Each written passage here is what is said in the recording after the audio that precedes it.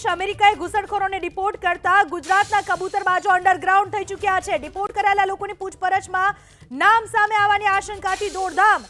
ગેરકાયદે ઘૂસણખોરી કરનાર એજન્ટોમાં જોરદાર ફફડાટ। હિરેન આપણી સાથે જોડાયેલા છે। હિરેન, મેં આપને અગાઉ પૂછ્યું તે પ્રમાણે કબૂતરબાજો જેઓ ખિસ્સા ભરવા માટે થઈને આ રીતનું કાર્ય કરતા હતા, લોકોને ગેરકાયદેસર રીતે બોર્ડર ક્રોસ કરાવતા હતા, આ બધા એજન્ટોમાં અત્યારે કેટલો ફફડાટ, કેવી રીતે અંડરગ્રાઉન્ડ અત્યારે જોવા મળી રહ્યા છે? કારણ કે મોટાભાગની ટૂર્સ એન્ડ ટ્રાવેલ્સની જેવી એ પ્રકારના એજન્ટોની ઓફિસ હશે ત્યાં અત્યારે શટર પડી ગયા હશે, તાળા લાગી ચૂક્યા હશે। હિરેન, ચોક્કસથી તાળા લાગી ગયા હશે, શટર પડી ચૂક્યા હશે અને બધા જ લોકો અંડરગ્રાઉન્ડ થઈ ગયા હશે। એનું કારણ એ છે કે જેવી ખબર પડી કે અમેરિકન સરકાર આ તમામ લોકોને ડિપોર્ટ કરી રહી છે અને એની અંદર ગુજરાતીઓનો પણ સમાવેશ છે, એટલે સ્વાભાવિક રીતે એક પ્રક્રિયા હોય છે કાગળ ઉપર આ તમામ વસ્તુ લેવાની। અમેરિકન સરકાર જ્યારે અહીંયા તેમના 23 અધિકારી આવી રહ્યા છે આ 200 લોકોને ડિપોર્ટ કરવા માટે, એટલે અહીંયા એ તમામ લોકોના કાગળ સાથે યાદી સુપ્રત કરશે ભારત સરકારને। એ જ રીતે દરેક રાજ્યને એ યાદી સોંપવામાં આવશે અને જે લોકો ગયા હતા એની પાસેથી નિવેદન પણ લેવામાં આવશે, માહિતી પણ લેવામાં આવશે કે કઈ રીતે કોના દ્વારા કેટલા રૂપિયા આપી અને તેઓ ત્યાં ગયા હતા, તેમને કેવા પ્રકારના વાયદા વચન આપવામાં આવ્યા હતા। કારણ કે અહીંથી જે લોકો જાય છે એ માત્ર ફરવા માટે નથી જતા, કારણ કે ફરવા માટે જનાર લોકોના વિઝિટર વિઝા હોય છે અને એ સંપૂર્ણપણે કાયદેસર જતા હોય છે। જે લોકો મેક્સિકન બોર્ડરથી કે અન્ય બોર્ડરથી કે અન્ય કોઈ પણ પ્રકારે ગોટાળો કરી અને અમેરિકામાં ઘૂસવાનો પ્રયાસ કરે છે, તેમનો હેતુ માત્ર અહીંથી ત્યાં જઈ અને કમાણી કરવાનો હોય છે કે જે PR વિઝા લેવા પડે છે એના માટે, અને PR વિઝા મળે એ જ લોકો કાયદેસર ત્યાં જઈ અને કમાણી કરતા હોય છે। તો કેટલાક કબૂતરબાજો એવા પણ છે, દલાલો એવા પણ છે કે જે પૈસા તમારી પાસેથી લઈ લે છે, તમને વાયદા વચન આપે છે કે તમને અમેરિકામાં પહોંચાડી દેશે અને ત્યાં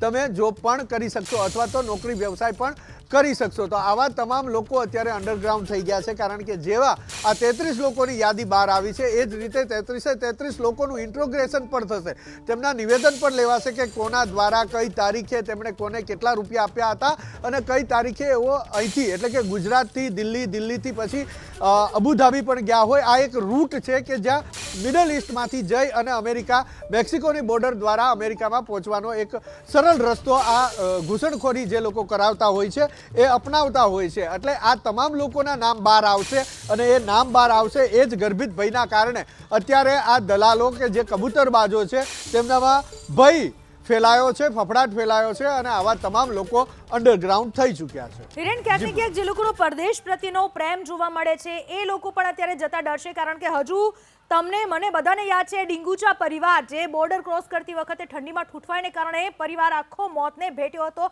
આ પ્રકારની ઘટના બનતી હોવા છતાં પણ જે વિદેશનો મોત છે એ ઉતરતો નહોતો, પરંતુ હવે ટ્રમ્પનું જે પગલું છે ક્યાંક ને ક્યાંક ગર્ભિત રીતે ભારતીયો માટે પણ લાભકારક સાબિત થઈ શકે છે કે જેના કારણે લોકો જીવના જોખમમાં તો ના મુકાય અને પોતાના દેશ પ્રત્યેનો પ્રેમ તો તેમને વધશે કદાચ। હિરેન, જો પોતાના દેશ પ્રત્યેનો પ્રેમ હોત તો કદાચ આ લોકો આવી રીતે અમેરિકા જવાને પ્રયાસ જ ના કરત, પરંતુ સૌથી મહત્વપૂર્ણ બાબત છે કે રૂપિયા કમાવાની ઘેલછા છે। આ દેશ પ્રેમ પછીની વાત આવે છે, રૂપિયા કમાવાની ઘેલછાને લઈ અને લોકો અમેરિકા જતા હોય છે। એમાંથી કેટલાક લોકો એવા પણ હોય છે કે જેની પાસે પૈસા નથી હોતા, એ લોકો અન્ય રીતે લોન મેળવે છે, યા તો વ્યાજે પૈસા લે છે, યા તો પોતાના જે મકાન કે અન્ય જે સ્થાવર મિલકત હોય છે એ વેચીને પણ જતા હોય છે। આવી જ રીતે જે ડિંડોલીનો કિસ્સો સામે આવ્યો કે એ મકાન વેચી અને એ લોકો ગયા હતા, એ પ્રકારની વાત સામે આવી છે। હું હમણાં થોડા સમય પહેલાં બોરુ ગયો હતો, લગભગ અડધી કલાક પહેલાં। તો બોરુમાં કરણસિંહ ગોહિલ, તેમના પત્ની મિત્તલબેન ગોહિલ અને તેમનું 5 વર્ષનું બાળક હેયાન ગોહિલ એ ત્યાં અમેરિકાથી હવે ડિપોર્ટ થઈને પરત આવી રહ્યા છે। હિરેન, આભાર આપનો તમામ માહિતી બદલ। આપણી સાથે હાલમાં એડિટર રોનક પટેલ જોડાઈ ચૂક્યા છે। જી રોનક। પૂનમ, આના મૂળ સુધી જવાની જરૂર છે। આ લોકો પરત આવશે, તપાસના નામે તોડબાજી ના થાય ને એનું ધ્યાન રાખવાની જરૂર છે। અગાઉના કિસ્સાની અંદર પણ આ જ પ્રકારે લોકોને પરત મોકલેલા અથવા તો અગાઉના કિસ્સાની અંદર બોર્ડર ક્રોસ કરતા મોત થયેલા, એની તપાસમાં શું નીકળ્યું? કશું નહીં। એજન્ટ પકડાય, વ્યવહાર થાય, એજન્ટના પેટા એજન્ટો પકડાય ના પકડાય કોઈ જાણતું નથી। આ રહી વાત તપાસની, પણ આખું ગામ, આખું ગુજરાતનું નાનું બાળક પણ જાણે છે કે મહેસાણા, પાટણ, ગાંધીનગર, આણંદ, ખેડા, સુરત, બારડોલી, નવસારી આ એ વિસ્તાર છે જેના અનેક લોકો ગેરકાયદેસર વિદેશમાં જાય છે. આ તો અમેરિકાની વાત છે. અમેરિકાની આપણા લોકો તો હવે ફિલિપિન્સ પણ જવા લાગ્યા છે. સરકારે વિચારવું પડશે કે એવું તો શું થયું છે કે છેલ્લા 3 દશકથી વિદેશ ભાગવાનો ટ્રેન્ડ શરૂ થયો છે. બાળક 15-18 વર્ષનું થાય એટલે મા બાપ વિચારવાનું શરૂ કરી દે, શું કરું, મારા સંતાનને વિદેશ મોકલું.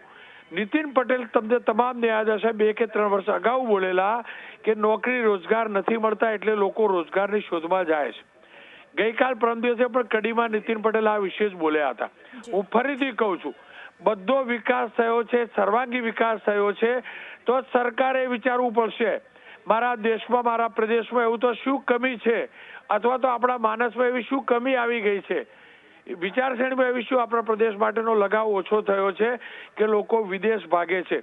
અને વિદેશ ભાગવાની જે આ ઘેલછા છે ને એના જ કારણે આ એજન્ટોનું નેટવર્ક ડેવલપ થયું છે, એના જ કારણે કબૂતરબાજોનું નેટવર્ક ડેવલપ થયું છે. અને આ કબૂતરબાજો જીવના જોખમે લઈ જાય છે. ઘણા સાથે ફ્રોડ થાય છે તો ઘણા જાણતા પણ હોય છે. આ હકીકત છે. આપ જે કિસ્સો સુરતનો સામે આવ્યો એ પરિવારનો, એ પરિવાર મણુદનો છે, પાટણ તાલુકાનો મણુદનો છે. ધનરાજ બાગલે ગયા ઘરે તો ધ્યાનમાં આવ્યું કે આખું ઘર વેચીને ગયા છે. ઘર વેચવી, જમીન વેચવી, બધું વેચી મા બાપ ગરડા મૂકીને ભાગે છે લોકો. શું કારણ? સરકારે વિચારવું પડશે. સાથે છેલ્લે એટલું કહીશ કે આ પરત આવ્યા પછી એની જેન્યુન તપાસ થાય. કોઈ પણ અધિકારી તોડબાજી ન કરે. જે એજન્ટ જવાબદાર હોય એને ચોક્કસથી પકડે, કાર્યવાહી કરે, પણ તોડબાજી ના થાય. રોનક, આપને એ પૂછવા માંગીશ, આપે આ પહેલા પણ આપના કાર્યક્રમ હું તો બોલીશમાં આ મુદ્દાને ઉઠાવેલો હતો.